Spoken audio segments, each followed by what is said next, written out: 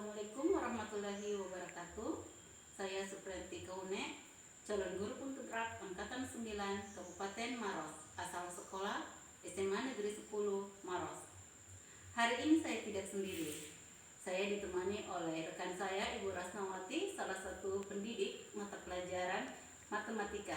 Hari ini kami akan melakukan percakapan pra-observasi supervisi kelas. Assalamualaikum Bu Rasna. Waalaikumsalam warahmatullahi wabarakatuh. Bagaimana kabar hari ini? Alhamdulillah baik. Seperti yang sudah saya jelaskan kemarin waktu meminta waktu luang Pak, hari ini kita akan melakukan percakapan pasca supervisi kelas yang akan kita lakukan ke depannya. Di kegiatan ini saya akan menanyakan tentang tujuan pembelajaran, kemudian strategi apa yang akan Ibu persiapkan untuk kegiatan supervisi nanti di kelas. Apakah Ibu Rasna sudah siap kita melanjutkan percakapan ini? Ya, silakan. Pertanyaan pertama yang mungkin akan saya sampaikan kepada Ibu Rasna itu apa tujuan dari pembelajaran yang akan Ibu Rasna lakukan pada saat disupervisi oleh saya? Oke, baik. Adapun mungkin nanti tujuan pembelajaran yang akan saya lakukan pada saat di kelas, yang pastinya yang pertama itu peserta didik siswa mampu mengetahui nilai populasi dan sampel pada materi statistika.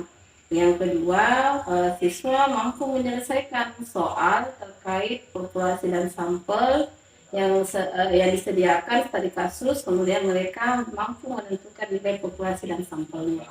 Oh iya, jadi untuk pertemuan supervisi nanti Ibu Rasna mempunyai dua tujuan pembelajaran Ibu.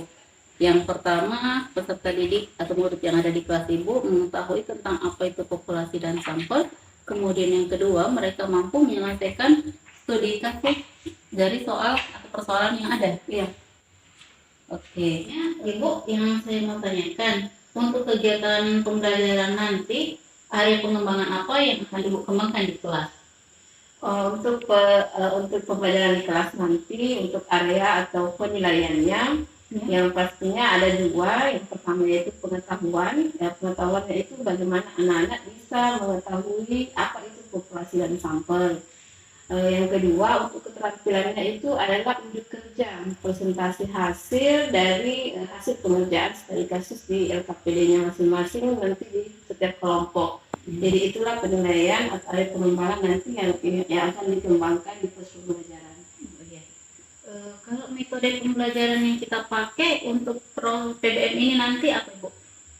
Untuk metode pembelajarannya adalah metode diskusi, pastinya kolaborasi dengan teman kelompoknya, diskusi. Dengan model pembelajarannya problem based learning. Jadi Ibu akan memberikan studi kasus untuk dibahas dalam kelompok diskusinya? Iya, jadi pertama itu mereka mengamati semua kasus dari YouTube melalui pada yang ada di kelasnya. Kemudian mereka secara berkelompok akan mengerjakan LKPD yang dikirimkan melalui grupnya. Jadi LKPD-nya hanya dalam bentuk link, kemudian mereka kerjakan di bukunya masing-masing. Jadi secara berkelompok tapi tugasnya per individu, artinya kemudian area pembelajarannya itu bisa nanti mereka ada yang menggunakan buku paket, ada yang bisa menggunakan HP atau fasilitas lainnya. Jadi itu adalah gambaran strategi pembelajaran yang akan Ibu lakukan di kelas. Yang artinya dengan banyaknya teknik, kemudian banyaknya sumber belajar tadi yang Ibu akan pakai, strategi pembelajaran Ibu ini sudah termasuk kegiatan pembelajaran berdifferensiasi ya Ibu? Iya, artinya perpaduan dari beberapa. Iya. Tadi dari percakapan kita Ibu sempat memaparkan bahwa Ibu akan menggunakan media pembelajaran seperti YouTube, kemudian buku paket juga. Ya.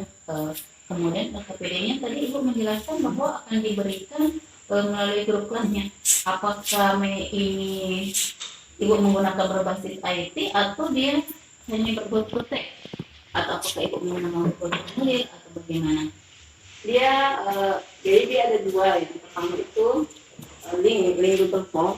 Iya. Kalau memang Anda tidak bisa mengakses karena mungkin kuota atau jaringan yang kurang bagus di sekolah kami. Yang kedua itu menggunakan foto. Jadi RKP-nya itu saya hanya fotokan saja, kirimkan ke Punya dua opsi ya, Bu. Iya. Kalau memang Google formulirnya tidak bisa terbuka, maka Ibu akan menggunakan media cadangan berupa media foto. Oke. Kan ini kita sudah membahas Ibu bahwa kita persiapannya Ibu dalam menghadapi supervisi yang akan saya lakukan di kelas ini sudah siap ya, berdasarkan SOP-nya Ibu yang Ibu sudah siapkan. Mungkin sekarang saya nanya Ibu, kapan kira-kira Ibu punya waktu luang untuk saya supervisi di kelasnya? Kalau untuk waktunya hari Rabu tanggal 24 Januari 2024. Oke, jadi insya Allah kita ketemu hari Rabu tanggal 24 Januari tahun 2024. Ibu di pekan depan ya, Bu? Iya. Oke. Ini Bu, saya sampaikan ke Ibu kalau nanti di supervisi itu pada saat saya masuk di kelas ada beberapa hal yang akan saya lakukan. Yang pertama, saya akan melakukan pengamatan terhadap kegiatan pembelajarannya Ibu. Apakah proses pembelajaran yang Ibu lakukan sesuai dengan SPP yang mungkin akan terkembang salinannya, kemudian juga apakah materi sesuai dengan gambaran yang ada di SPP-nya Ibu, termasuk juga di dalamnya model pembelajaran, metode, dan media yang Ibu gunakan. Saya akan mencatat apa kesamaan dan jalannya sesuai dengan rencana pembelajaran yang Ibu miliki.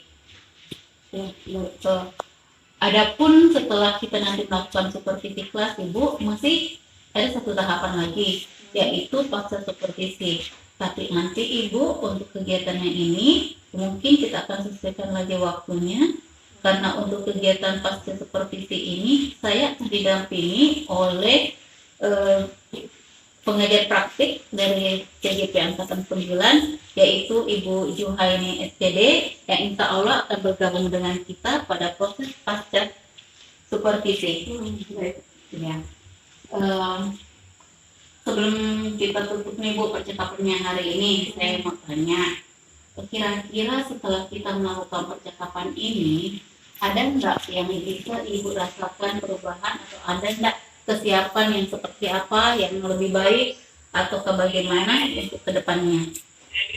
Baik Bu, setelah melakukan percakapan seperti ini, mungkin yang akan saya persiapkan pastinya saya lebih mempersiapkan lagi untuk proses pembelajaran, baik itu dari media yang akan saya gunakan nanti, kemudian LKP dirinya anak-anak, dan prosesnya nanti mungkin akan lebih didesain lagi supaya anak-anak betul-betul aktif dalam pembelajaran. Oh iya Bu, artinya alhamdulillah percakapan kita hari ini memberikan efek yang positif ya Ibu, karena Ibu mungkin lebih bisa atau lebih bisa mendetail lagi karena sudah teringat atau lebih terarah lagi saya seperti apa untuk pekan depannya. Kalau begitu cukup sekian percakapan hari ini Bu. Terima kasih atas waktu luangnya untuk menemani saya percakapan hari ini. Assalamualaikum warahmatullahi wabarakatuh. Alhamdulillah, kami telah melakukan percakapan prasupervisi kelas dan akan melanjutkan supervisi kelas pada pekan depan tanggal 24 Januari 2024, tepatnya pada hari Rabu. Insya Allah akan dilakukan di kelas 12 MIPA 1. Assalamualaikum warahmatullahi wabarakatuh.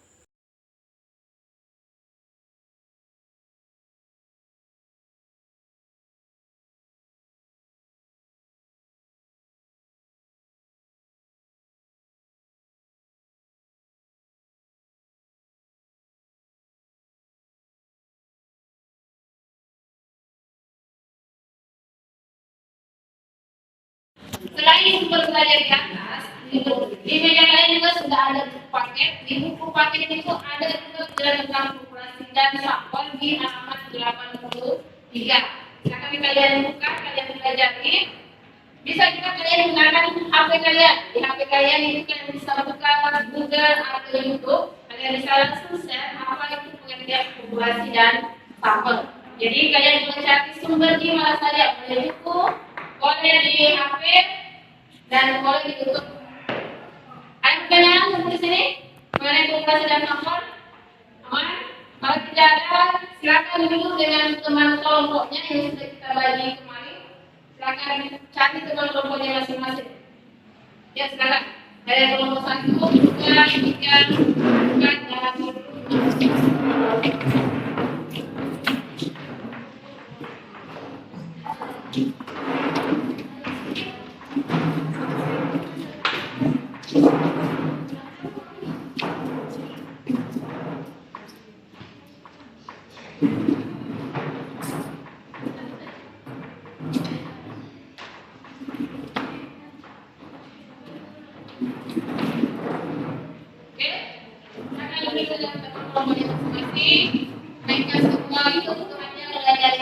Boleh digunakan buku paket silakan dibuka halaman 83 mengenai pengertian populasi dan sampel dengan contohnya. Terus untuk dan pemilihan tugasnya ada tadi yang sudah difoto temannya, ada yang dikirim di grupnya. Jadi silakan kalian kerjakan kasus itu ada 5 kasus di situ, masing-masing kelompok sudah dibagikan tugasnya. Kelompok 1 kerjakan kasus 1, kelompok 2 kerjakan kasus 2, kelompok 3 kasus 3, kelompok 4 kasus 4, dan kelompok 5 kasus 5. Jadi silakan kalian boleh cari referensinya di buku, boleh apa yang tak boleh digunakan, cari di Google atau di YouTube. Jadi sebentar itu kalian presentasikan hasilnya ke depan. Ada pertanyaan untuk tugasnya? Tugasnya boleh dituliskan di bukunya masing-masing. Jadi tidak secara bersama-sama, tapi dituliskan di bukunya masing-masing. Oke, ada pertanyaan silakan. Kalau ada yang kurang jelas, boleh ditanyakan. Boleh juga kalian buka Alkitab, silakan cari di YouTube, referensi lain boleh di buku paket atau di Google.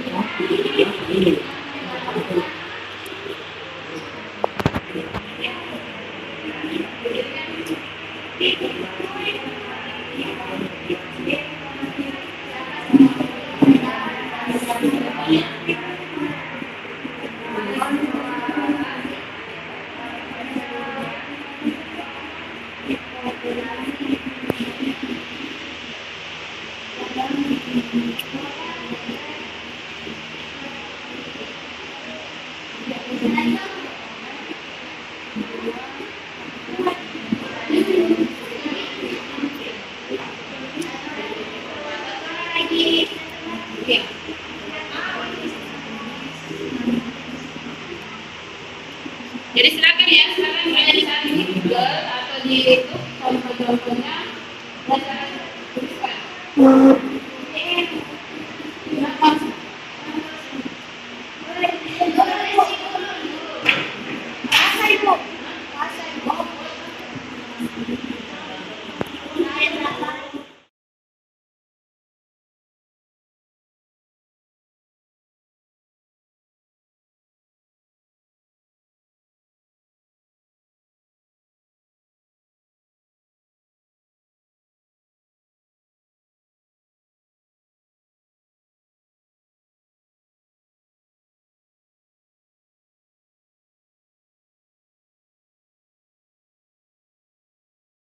Assalamualaikum warahmatullahi wabarakatuh. Perkenalkan, saya Supriyanti Kaune, CGP Angkatan 9, asal SMA Negeri 10, Kabupaten Maros.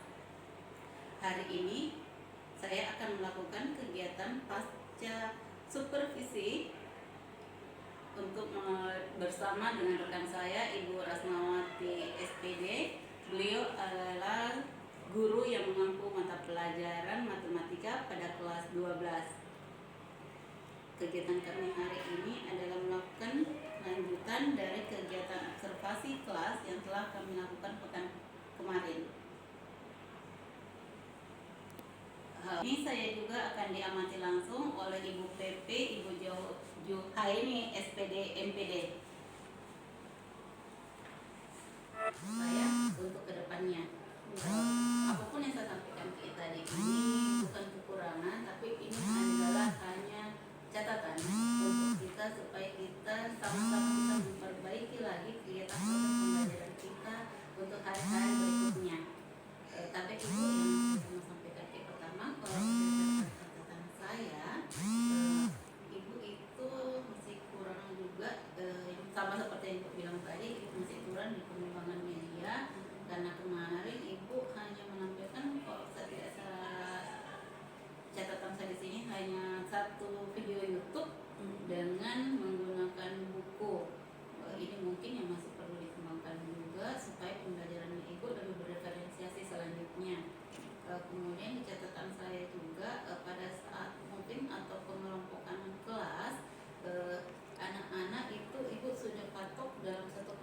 kecil yang mengikuti kelompok belajarnya. Apakah ini memang ibu anggap sudah efektif untuk pembelajaran, ataukah apakah menurut ibu bagusnya kelompoknya itu kalau untuk pertemuan berikutnya lagi mau diapakan atau bagaimana? Kemudian yang ketiga yang menjadi catatan saya, maaf ini bu, pada saat mengingatkan kesepakatan kelas kemarin di awal pembelajaran, ibu tidak menjabarkan secara utuh, hanya poin-poin yang tertentu.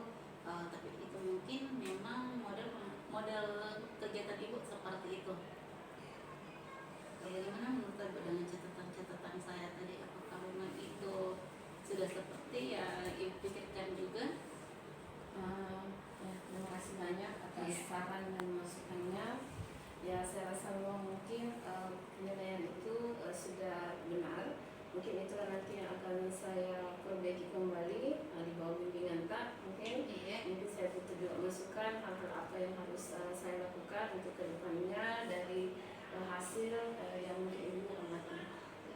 Ini kan jadi kita sudah sepakat ibu nih bahwa 3 item ini yang perlu kita sama-sama kuatkan kembali. Kemudian ibu, ini kan kita sudah tahu bahwa ada 3 item yang mungkin ibu merasa lemah ataupun mungkin kelupaan atau bagaimana pada proses kemarin. Menurut ibu, apakah rencana tak ke depannya untuk ketiga hal ini? Apa rencana yang ibu akan lakukan untuk mengembangkan ketiga hal ini?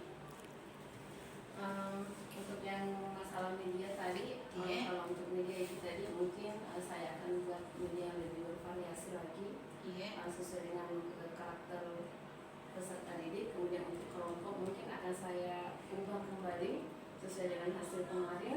Tindak lanjutnya mungkin dari hasil yang saya dapatkan di lapangan juga mungkin akan saya rolling kembali, dan saya perbaiki kembali kelompokannya sesuai, akan saya coba sesuaikan dengan karakter anak-anak. Misalnya anak-anak yang senang dijelaskan langsung mungkin akan saya kelompokkan. Kemudian anak yang memang harus dibimbing secara mungkin saya kelompokkan juga agar semuanya mendapatkan hak yang sama. Karena saya lihat kemarin di beberapa kelompok saya, kalau saya atur ada yang bisa dan ada yang tidak bisa, itu anak yang tidak bisa hanya menunggu hasil, ternyata tidak mau berusaha. Jadi mungkin itu akan saya pikirkan kembali. Kemudian untuk kesepakatan mungkin artinya kan setiap model mungkin berbeda kesepakatannya, karena langkah-langkah pembelajaran juga berbeda. Mungkin akan saya lebih kuatkan kembali di awal pembelajaran, akan saya sampaikan kembali apa-apa nanti yang akan menjadi penilaian di dalam kelas, supaya anak-anak juga punya landasan mungkin dalam belajar. Mungkin itu mungkin yang akan saya perbaiki kembali. Jadi dari jawaban ibu tadi, rencana tindak lanjutnya ibu ke depan adalah yang pertama pengembangan media pembelajaran, di mana ibu akan mengikuti pelatihan ataupun diskusi-diskusi mungkin ibu yang sehingga partisipasi pembelajarannya lebih banyak. Kemudian untuk mengelompokkan kelasnya, ibu akan lebih mempertimbangkan kebutuhan siswa mungkin yang ibu maksudnya tadi. Sedangkan untuk kesepakatan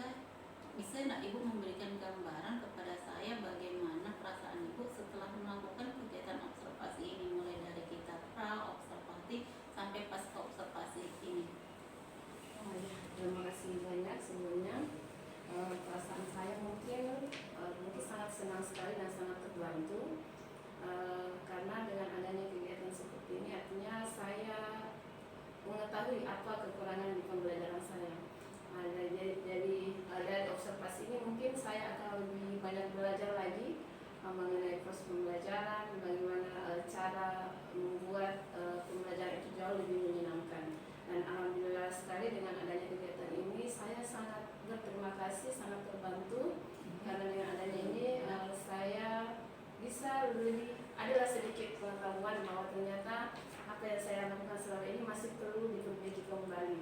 Mungkin itu saja, terima kasih. Alhamdulillah Ibu kesannya secara umum itu, tapi kalau untuk saya, Ibu kepada saya sendiri ada enggak yang bisa Ibu sampaikan kepada saya bagaimana saya pada saat proses kegiatan ini, pada saat saya memberikan pengamatan kepada Ibu, apakah sesuai dengan Ibu harapkan jika seorang teman melakukan observasi seperti ini? Ya. Terima kasih banyak untuk mungkin kalau secara untuk Ibu mungkin bagi saya itu sudah sangat sesuai karena pertama Ibu mengawalinya dengan bercakap-cakap dulu, memberitahukan apa yang harus saya lakukan, kemudian Ibu masuk ke dalam kelas, mengamati apa yang saya lakukan di dalam kelas. Setelah itu Ibu memberikan saya masukan yang sangat membantu dari saya mengenai proses pembelajaran yang saya lakukan, dan alhamdulillah dengan adanya saran ataupun masukan itu sangat membantu bagi saya dalam proses pembelajaran saya. Jadi apa yang kita lakukan bagi saya ini sangat luar biasa dan saya sangat berterima kasih banyak. Alhamdulillah. Terima kasih kembali juga Bu Rasma. Sekurang kita sudah menemukan kata sepakat pada hari ini bahwa inilah yang kita akan kembangkan bersama untuk kedepannya di kelas kita. Terima kasih atas waktu dan kesempatan kita. Semoga pembelajarannya lebih baik lagi untuk kita bersama-sama berkembang menjadi lebih baik. Demikian percakapan hari ini saya dengan rekan sejawat Ibu Rasmawati SPD. Pada selanjutnya saya akan meminta tanggapan Ibu PP untuk memberikan saran dan masukan kepada saya. Terima kasih. Assalamualaikum warahmatullahi wabarakatuh. Setelah mengamati tadi kegiatan pasca observasi, nampak sekali bahwa Ibu Ratna sudah melakukan tugasnya di PBN sangat baik, karena dari apa yang disampaikan terlihat bahwa Bu Asma tahu kira-kira di mana kekurangan yang terdapat dalam proses pembelajaran itu. Tadi saya sempat menyimak bahwa ada siswa yang masih belum masih kurang dalam menarik kesimpulan ya Bu ya. Kira-kira apa yang menyebabkan itu Bu? Mungkin karena saya belum terbiasa membiasakan mereka dalam menarikan kesimpulan di setiap ayat pembelajaran. Belum terbiasa. Artinya kadang di setiap pertemuan itu penarikan kesimpulan karena saya tidak lakukan sendiri. Oh begitu. Iya. Berarti tidak setiap akhir pembelajaran diberikan kesempatan siswa untuk menarik kesimpulan. Pada saat siswa atau murid mau menarik kesimpulan, menurut Ibu, apakah murid tersebut sudah terpahami tidak bahwa membuat kesimpulan itu seperti apa? Menurut Ibu? Bagaimana ya, mungkin kalau dari segi pemahaman saya mungkin ya, artinya mungkin saya menganggap bahwa anak-anak itu sudah paham memberikan kesimpulan karena artinya apa yang mereka dapatkan itulah yang mereka sampaikan secara langsung. Jadi kalau mereka tidak bisa memberikan kesimpulan, mungkin tahu tapi tidak berani menyampaikan karena tidak terbiasa. Itu tadi. Berarti menurut Ibu murid tersebut sudah terpahami untuk menarik kesimpulan, hanya tidak memiliki keberanian untuk menyampaikan. Berarti ini hanya butuh faktor pembiasaan saja Ibu. Saya rasa dari pembahasan tadi dan percakapan tadi, proses pembelajaran observasi di kelas itu sudah nampak bagus. Terima kasih Bu Ratna sudah membantu Ibu CGP, Ibu Supriyanti Kaunek dalam melaksanakan kegiatan di kegiatan observasi ini.